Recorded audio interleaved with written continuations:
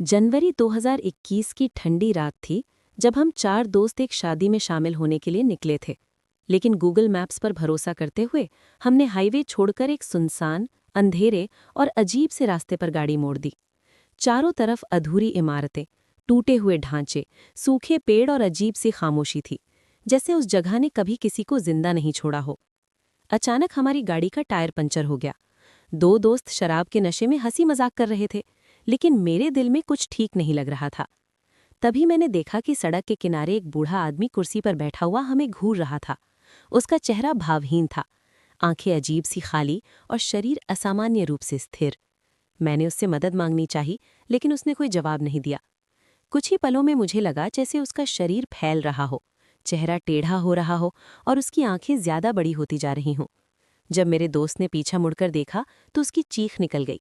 वो इंसान जैसा नहीं लग रहा था।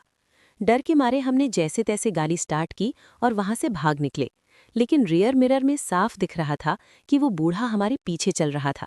वो दौड़ नहीं रहा था, बस धीरे धीरे मगर लगातार। हम किसी तरह पास के एक गांव पहुंचे जहां शादी चल रही थी, लेकिन हमारा दिमाग वहीं अटका हुआ था। पूरी रात हम बैठे रहे, किसी में बात करने की हिम्मत नहीं थी। सुबह एक लोकल आदमी हमारे पास आया और उसने पूछा कि हम रात में उस रास्ते पर कैसे पहुंचे। जैसे ही हमने उसे सब बताया, उसका चेहरा उतर गया। उसने कहा कि उस रास्ते पर रात में कोई नहीं जाता, क्योंकि वहां जो दिखता है वो इंसान नहीं होता।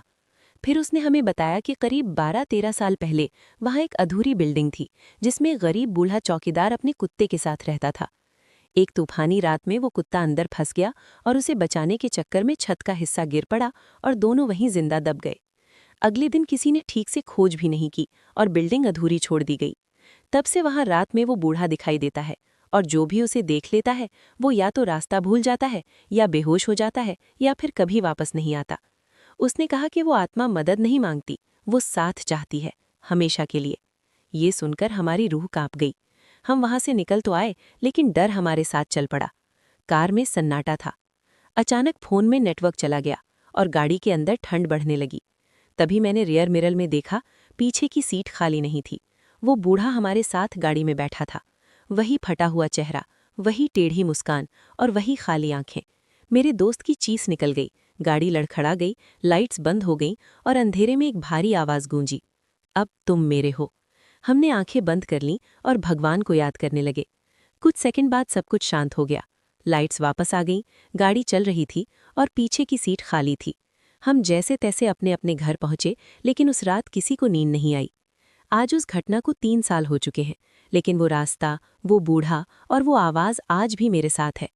कभी कभी रात में जब कोई पीछे से मेरा नाम लेता है तो मैं पलट कर नहीं देखता, क्योंकि अब मुझे पता है कि हर आवाज़ इंसान की नहीं होती। कुछ रास्ते आपको मंजिल तक नहीं ले जाते, वो आपको ये दिखाने के लिए होते हैं कि मौत कितनी पास से गुजर सकती है। और अगर आप वहां से लौट भी आए तो ज़रूरी नहीं कि आप पहले जैसे ही हों, क्योंकि कुछ जगहें इंसान को मारती नहीं, वो उसे छोड़ देती हैं।